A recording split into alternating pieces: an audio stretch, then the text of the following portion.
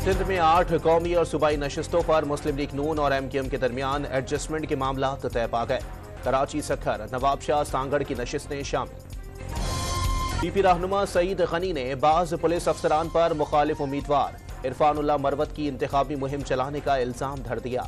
नौकरी छीनने की भी धमकी दे डाली। शेख रशीद ने नवाज शरीफ पर उनको नाअहल कराने की साजिश का इल्जाम लगा दिया।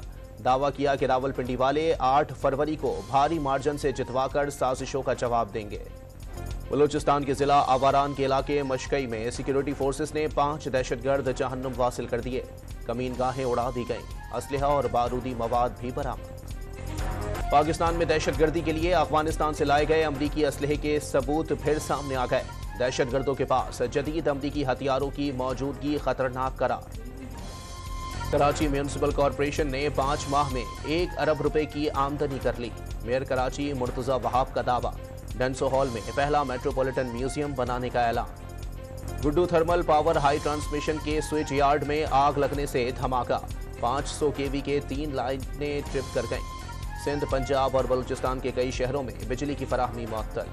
तेहवन में हजरत लाल शहबाज कलंदर के मजार से करोड़ों रुपए मालियत के जेवरात चुराने के केस में नामजद मुलजिम का 3 रोजा जिस्मानी रिमांड मंजूर कर लिया गया।